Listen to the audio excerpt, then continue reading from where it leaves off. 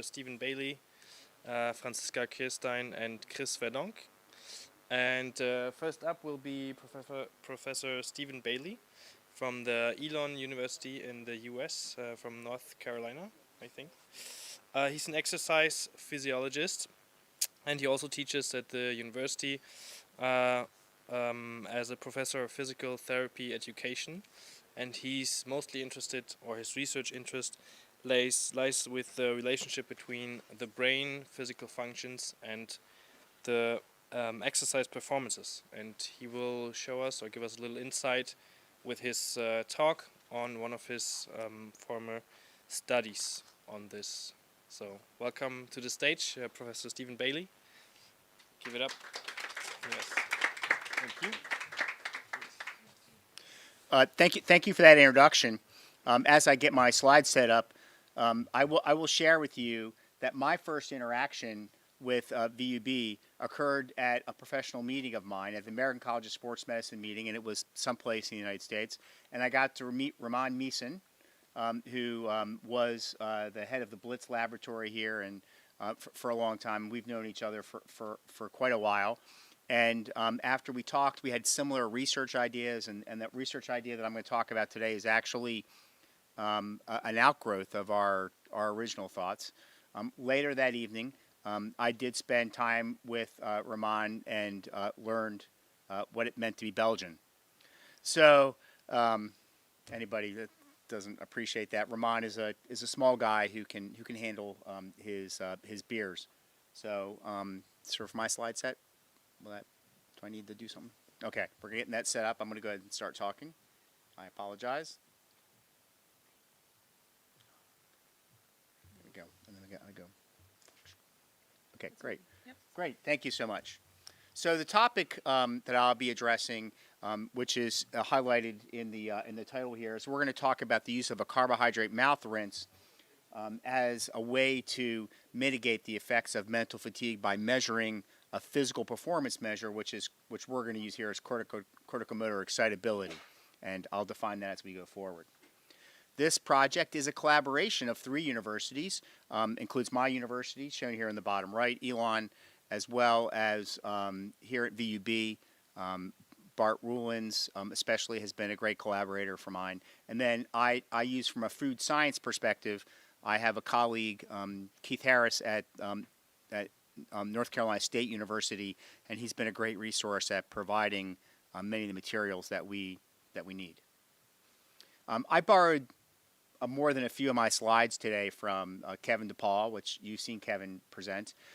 Kevin is integrally involved in the robotics project here at VUB, and I bring this up for a couple of reasons. One, if we look at this, because as Kevin shared this with me, he highlighted all of the identities here on the bottom of the page. I don't think my pointer is working well on the screen. Interacting or describing the interaction of all the different types of groups of people that you need to utilize to be effective researchers in the area of robotics. In terms of research strategies or foci, the group of robotics focuses on many things, including bionic prostheses, occupational exoskeletons, which we'll talk a little bit mainly about today, industrial cobots, and the way robotic control systems interact with people.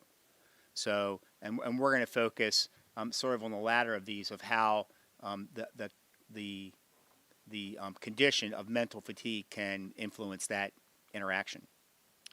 This is also another slide that I borrowed from Kevin, and it's a description from a paper that they published that describes the roadmap from going from in-lab assessment of different robotics through in-field assessment, and then eventually gravitating towards large-scale adoption in hopefully an industrial environment. And after talking about this for some time with Kevin, we kind of landed on where are we right now with this process, and we're probably somewhere in between the in-field assessment and the large-scale adoption of exoskeletons in robotics. We have lots of examples of exoskeletons and robotics being used successfully in industrial environment, but do we really understand what the human consequences are? I bring this up to remind us that we should be cautious. And this is a study, an old story that occurred in the United States around a medication called Vioxx as a warning. And Vioxx was an anti-inflammatory that was used by physicians mainly to treat people who had pain that was going to result in probably a knee replacement. And it was very successful at reducing the perception of pain. But after looking at the data more closely and after the medication was being sold worldwide, the cardiovascular risk and the increase in cardiovascular death associated with that medication was delineated, and it was removed from the market, not completely. I think it can still be prescribed here in Europe, and now it's resurging a little bit in the United States for specific purposes. But this is why we need to be cautious in our application of how we want robotics and exoskeletons to exist in human culture. So we're going to talk a bit about exoskeletons to start with, and to introduce our idea of what we're trying to investigate in this particular study. So the first question may be, well, why are we even interested in exoskeletons? Why are they valuable? And this is a publication from Kevin's group, and which describes the prevalence of work-related musculoskeletal disorders in people that are working in industrial setting. And as you can see, if we look over here on the table on the right, we can see that that there is a high prevalence of injuries of the back, the shoulder, neck. They're all above 50%. So these are very prevalent, and so you could argue that the value of exoskeletons has helped to reduce that risk of injury. It's also really important for us to understand that there are all different types of exoskeletons, and they present themselves in many different ways. The picture on the right is a military exoskeleton. You can see how instrumented it is, how armor-like it is, if you want to say, how much it's designed to improve the ability of that physical person to perform physically. On the left, this is an example of an exoskeleton that's being used in a clinical setting for somebody who's got difficulty walking. I think this person suffered a challenge relative to stroke and is using the canes as well as the exoskeleton to facilitate walking. Similarly, when we look at occupational exoskeletons or ones that are being used in industry, we have to understand that they'll present in all sorts of different ways and be designed to be specifically purposeful for that environment. On the far left, we've got an image of a drilling operation or a dredging operation, and the way we're not really showing the exoskeleton, but it can be used there. And on the far right, we have a more industrial. I believe this is a fabric-based facility. And so the types of exoskeletons we're going to want to use in different industries is going to vary quite a bit for lots of reasons. So one of the questions we want to ask ourselves is, if we're trying to combat this risk of injury, do exoskeletons solve all the problems we want them to solve? And here is a short video of a project that they did over in VUB, where they were looking at the value of passive shoulder exoskeletons, and do they actually mitigate the perception of fatigue when somebody's asked to do things overhead.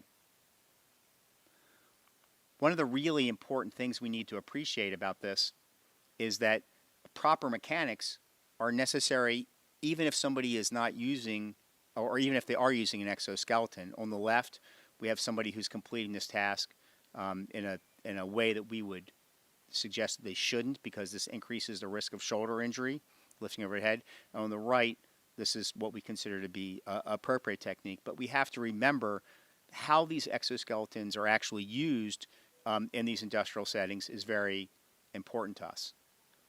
But do these solve all the problems we're curious about? And I'm having a problem advancing all of a sudden.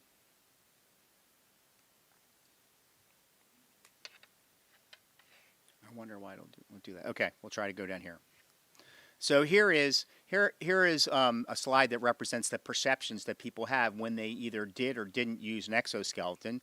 The non-exoskeleton condition is identified by the black line, and the exoskeleton condition is identified by the blue line. And you can see on the left, if we just look at how hard they feel like they're working, there's really no difference between the two conditions, whether they're wearing the exoskeleton or not. And then on the right, when we look at the perception of discomfort or how difficult the task is, we see actually higher levels of perceived discomfort when somebody used the exoskeleton. Now, there's lots of things we don't know about this.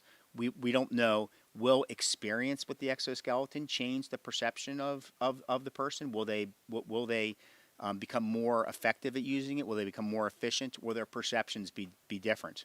But the thing we have to understand is that we can't expect the things we identify with discomfort in an industrial setting to go away automatically when we introduce something like an exoskeleton.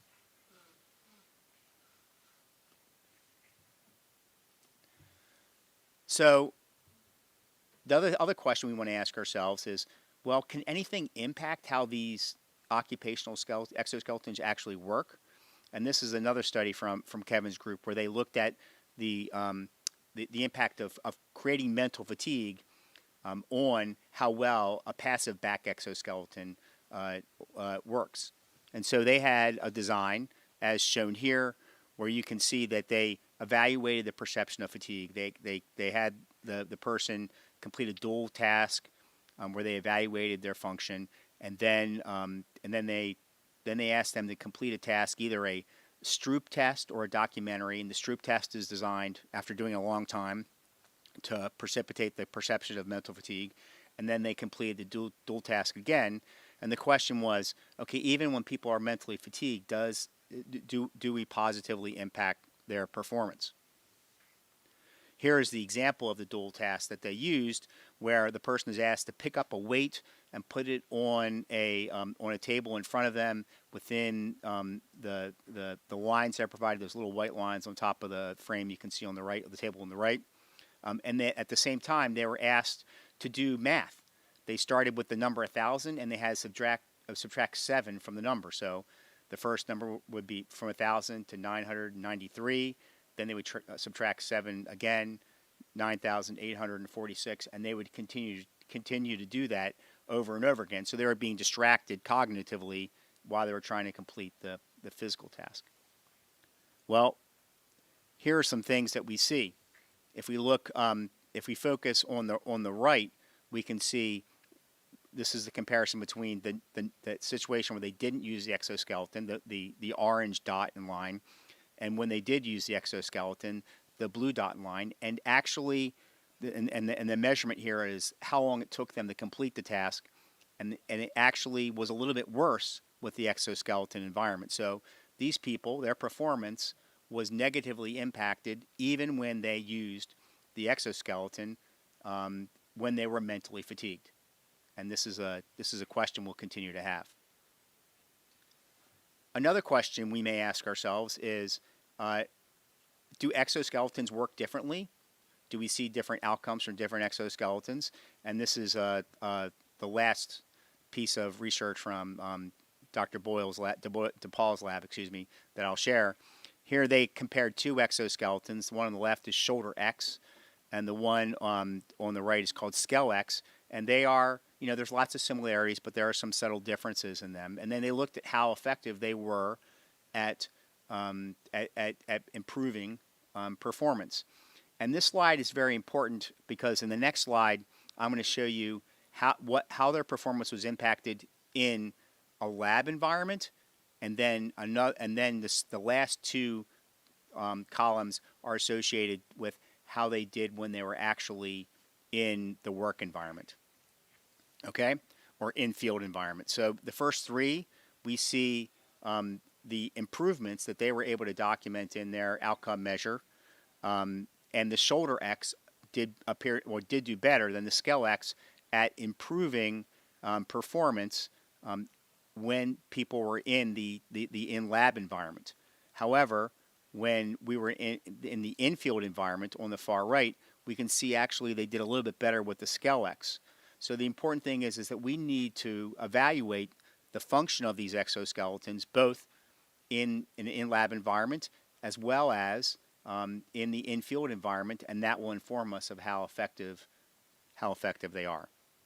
But I'm going to move on to my topic now, and I'm going to talk about the value of a nutritional stimulant.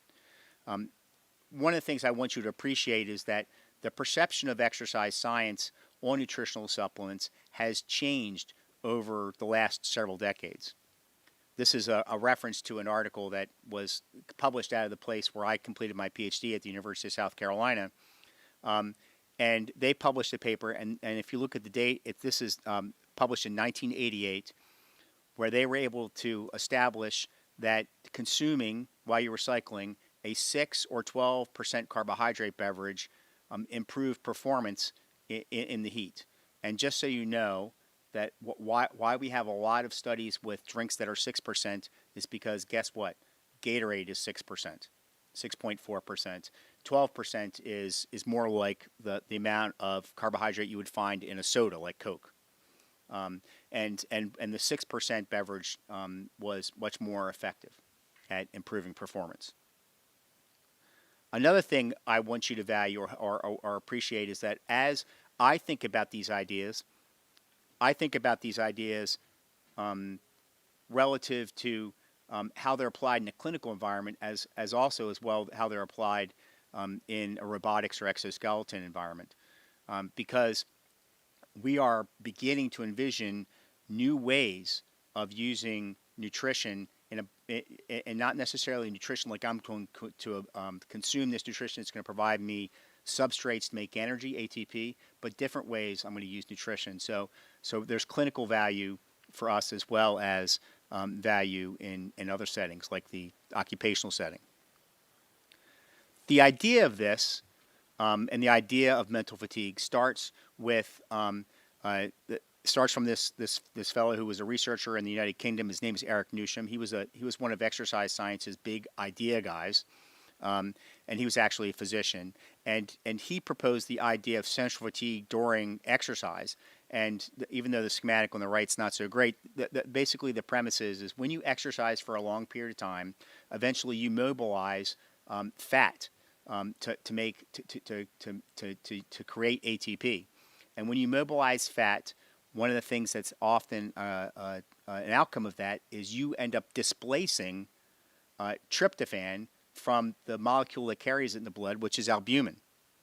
Okay, and when there's more tryptophan in the vascular space, then more tryptophan can cross the blood-brain barrier and can be used to make serotonin.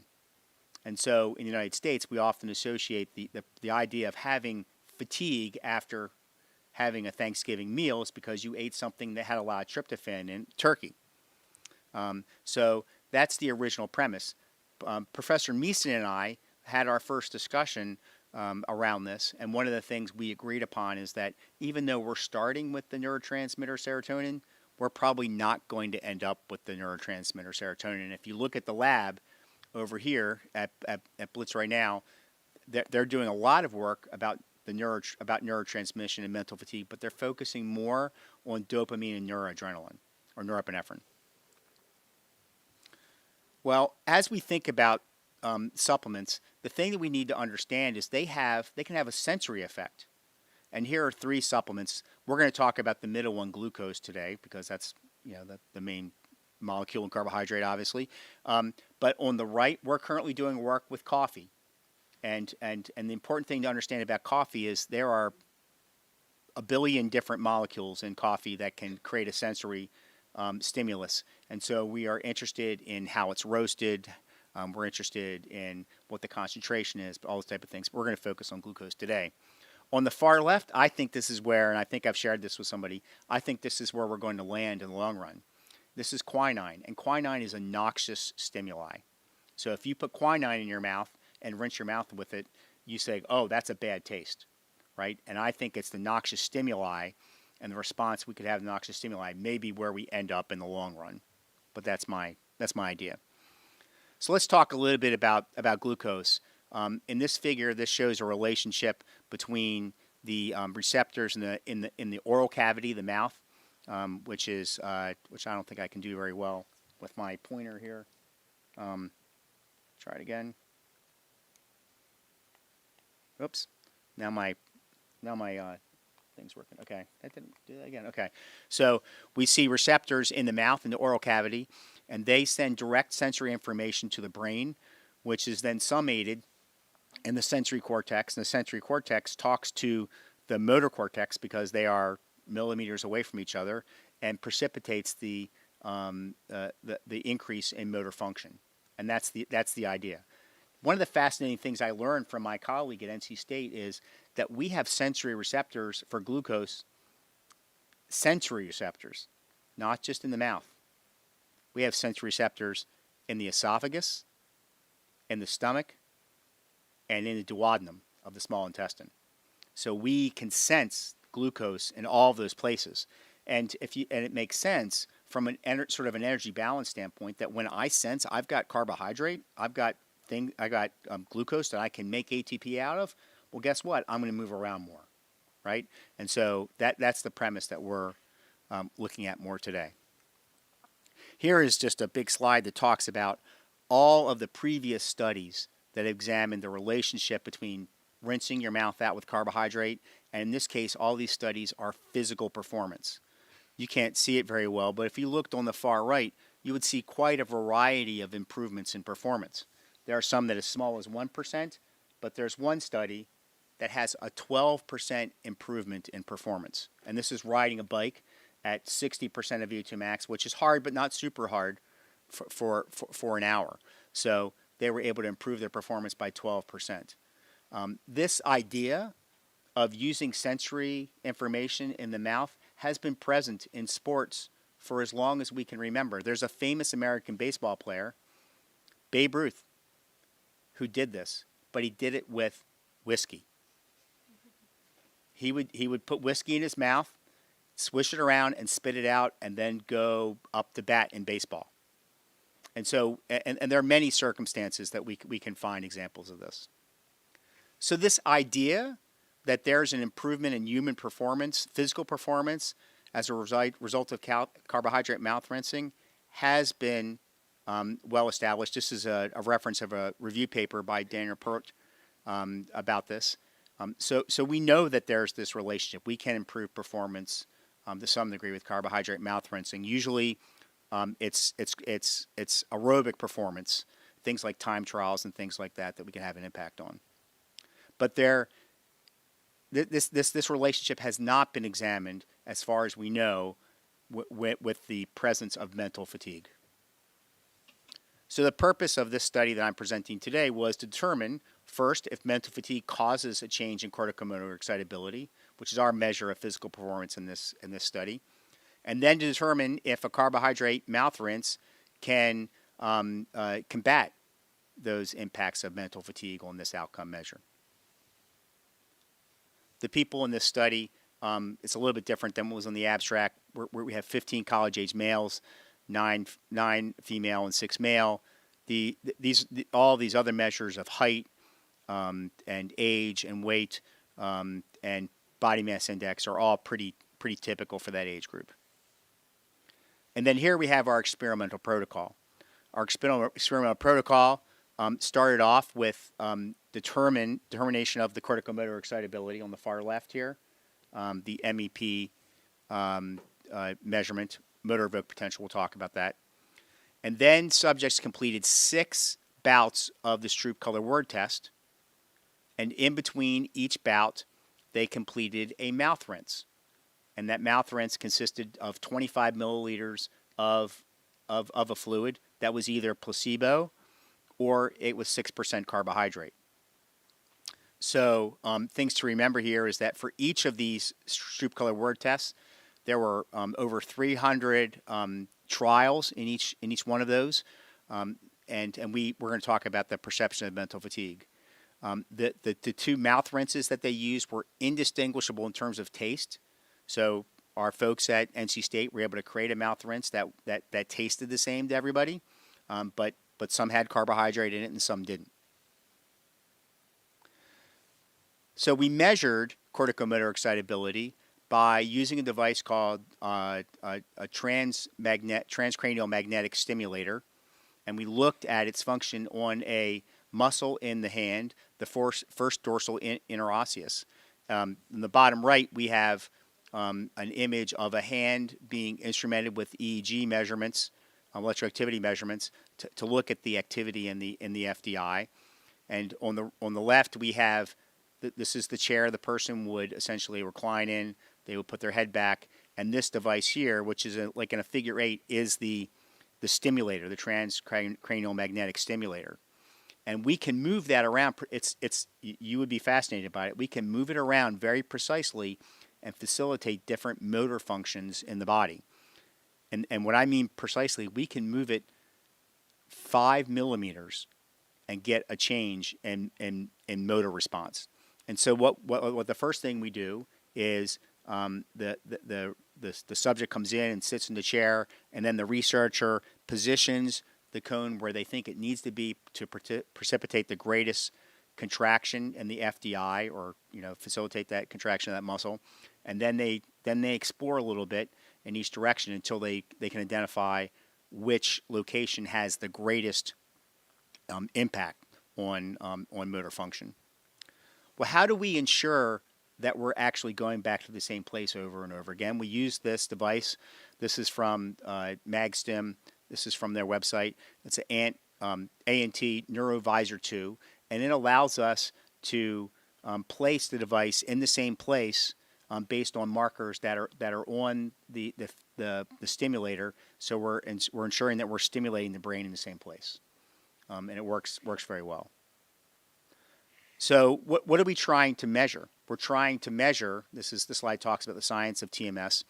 We're trying to measure the motor evoked potential, which is shown in this graph on this right. On the right here, we've got some baseline EMG measurement, and then you can see when we stimulate that FDI, we see a big deflection up and down, which shows that we've effectively stimulated that portion of the brain that's responsible for initiating contraction of the FDI. And really what we're measuring when we're looking at corticomotor excitability is how big that deflection is, okay? So the bigger that deflection, the bigger the motor evoked potential is that we're trying to precipitate. This is how we measured the perception of mental fatigue. We asked the subjects to make a mark before they completed the task and at the end of the task of their fatigue, and they took a pen and they would mark on this line, and it's a 100 millimeter line, so we can use that to our value, as we'll see in a second, to indicate where their perception of fatigue is. And they always received a blank page like this, so they can't necessarily, they might be able to remember, they can't really reference where their perception of fatigue was in the previous measurement. So let's talk about, let's talk about the perception of mental fatigue. When we look at perceived mental fatigue after the several Stroop Color Word Tests, we can see that the placebo group had a 30 millimeter increase in the perception of mental fatigue. In comparison, the carbohydrate group had right around a 20 millimeter increase in the perception of mental fatigue. So the perception of mental fatigue was worse in the placebo group than it was in the carbohydrate group. So the carbohydrate treatment was effective at mitigating the perception of mental fatigue. And this slide represents the impact on corticomotor excitability. We can see when we look at the placebo group, which is the solid bars, they had a pretty significant reduction in the size of the MEP after the Stroop Color Word Test, after they were mentally fatigued. And for the carbohydrate group, theirs went down as well, but it wasn't a statistical difference, and it just went down a little bit. Well, how big of a difference are we talking about? This image shows that difference. We can see the placebo group, their motor evoked potential went down just under 20%, about 18% on average. The individual gray lines represent each individual subject, and then the black line represents the average. I should have mentioned that earlier. Whereas the average change in motor evoked potential in the carbohydrate group was near zero. Right? It went down a little bit, but it is not as great as the decrease in motor evoked potential that we saw in the placebo situation. Okay, so we're able to mitigate the impact on perception of mental fatigue. We're able to reduce the impact of mental fatigue on the ability of our motor systems to function. What about cognitive function? The ability of the brain to do the things we're asking it to do. And this is data from the 6 bouts of the Stroop Color Word Test. And there's things that we can see that seem pretty obvious, that how fast we're able to respond to the congruent reaction time, the congruent stimuli, which you'll understand that if you understand the Stroop test, and the length of time, how fast it took us to respond to the incongruent stimuli also improved, but there was never a difference between the two treatments. The cognitive function was the same between both the placebo and the carbohydrate environments.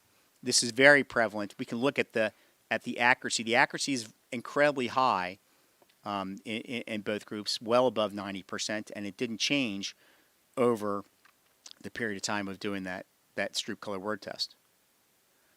So what are our conclusions? Our conclusions are an increased perception of mental fatigue is associated with a reduction in corticomotor excitability. So if a person feels more mentally fatigued, their ability of them to initiate a response in their motor system is reduced. And a carbohydrate mouth rinse does appear to attenuate the negative impact of a mental fatiguing task. But it did not impact their performance of cognitive function. So this suggests that a carbohydrate mouth rinse may be valuable to reduce the impact of mental fatigue on motor function. And I guess my suggestion is are these type of strategies that we may need to consider applying when we're going to ask people to use exoskeletons and robotics in an industrial setting on a large scale to help maintain their performance? And as I will suggest or remind you, I think I said earlier, is the percentage of carbohydrate in the mouth rinse we used is the same percentage of carbohydrate that's in just about any sport drink in the world. That's 6%. It's Gatorade, it's Powerade. Almost any sport drink in the world has about the same, that has carbohydrate in it, has the same percentage of carbohydrate, which was, I don't know if anybody cares about this, that percentage was a lucky guess by a physician that was working with the University of Florida football team. So thank you for your time. I'm happy to entertain any questions you have. Or we can move on to the next person. Okay. Thank you. So, any questions? Okay. Yeah, thank you for a very interesting talk. I would like to follow up on the last slide, where you seem to distinguish between the perception of mental fatigue and mental fatigue. Can you elaborate on that? Because what do you show? Do you show the decrease in perception of mental fatigue, or how do you distinguish between the two? I think that's a fabulous question. I think the only thing that we can accurately comment on is the perception of mental fatigue, because perception is what we use to determine whether or not the person thinks they're mentally fatigued, right? And but we didn't have any documented evidence from the cognitive function test that their mental fatigue actually resulted in a decrement in cognitive performance. That's a great question, and you know what? That question, as you suggested, that is in a sport or a physical treatment environment. We face that all the time of trying to figure out, is this somebody's perception or are they really having a physiologic problem that's causing the outcome? Following up on this, it could well be that the perception of mental fatigue makes you try less at things you would try otherwise. So it does have some reality. It's not just placebo. Yeah, that's a really good question. I was just talking to a PhD student this morning, and who is establishing a protocol where they're looking at the impact of mental fatigue on both physical performance and cognitive function. And when it came to the physical performance test, one of the things I was curious about is well, are you going to ask them, do they feel like they're ready to exercise, right? Or is this perception of whether or not I feel like I'm ready to exercise, is that something that's precipitated by the condition of mental fatigue, or is it a perception that's being impacted by many other things? For example, you know, we exist in this world in a circadian rhythm. All of us that exercise, we probably exercise at the same time of day, almost every day. And so we may perceive that I'm more able to exercise at this time of day where I do my physical training, and that may be influenced by how I've impacted how my circadian rhythm is responding to my day. I think that's an excellent question. And I guess maybe my question back would be, in the end, is that going to matter to us? Well, the thing is, if you think you're not ready to do something, you're not going to even try to do something, right? So that's right. Oh yes, right. Okay, but if I have a mouth rinse for you, whatever it is, if it's quinine, if it's carbohydrate, and I impact whether or not you think you can do something, well, maybe I'm doing my job. I'm going to try your mouth rinse. Okay.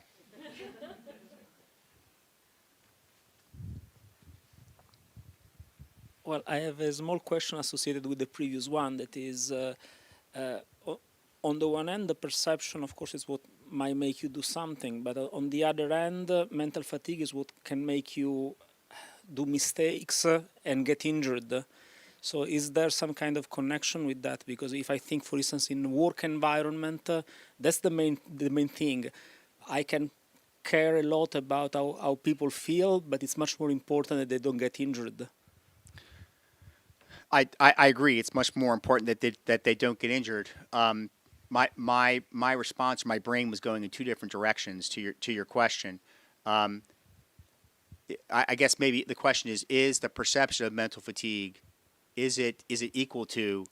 Well, we know that sometimes a wrong perception, it's actually dangerous, Right. Because it does not show you which is your real limit.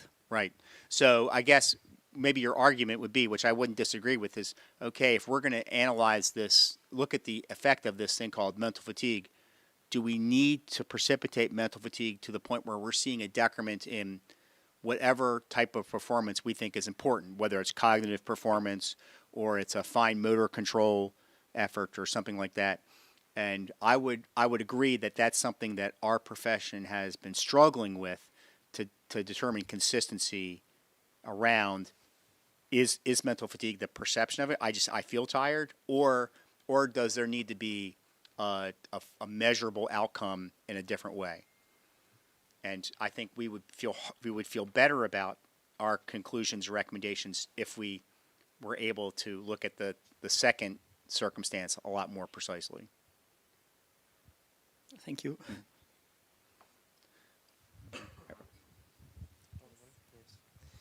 Thanks for the presentation. I was wondering, is there already someone interested or some ideas to put it to some form of use case, or what would your idea be of a first use case?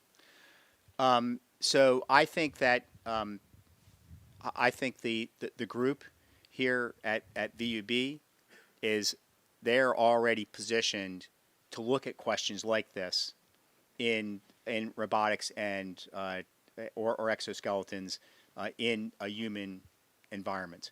So I think they're already thinking about these circumstances because of their expansive work with mental fatigue or the neurochemical events that happen during exercise. So I guess I would argue that they're the best positioned group in the world to do this, and also because they're so closely associated with this BrIAS effort.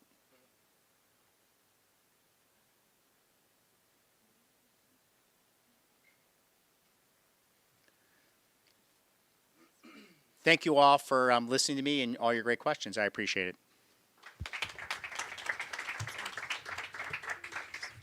Okay, yeah, thanks again, Stephen Bailey. Okay, before we move on to our next speaker, I will do a little advertisement on behalf of BrIAS. There will be the second forum coming up on the 29th of March, and the topic will be sustainable robotics technologies.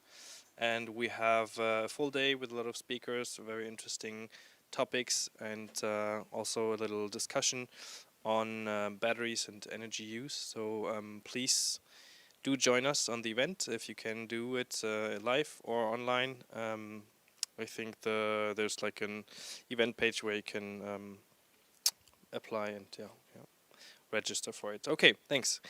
So for the second speaker, it will be Franziska Kirstein. Okay. Oh, sorry. We'll have a quick break before we do that. I'm sorry. I'm not going to hold you off your coffees and cookies. So yeah, short break, and then we'll move on to Franziska. Sorry.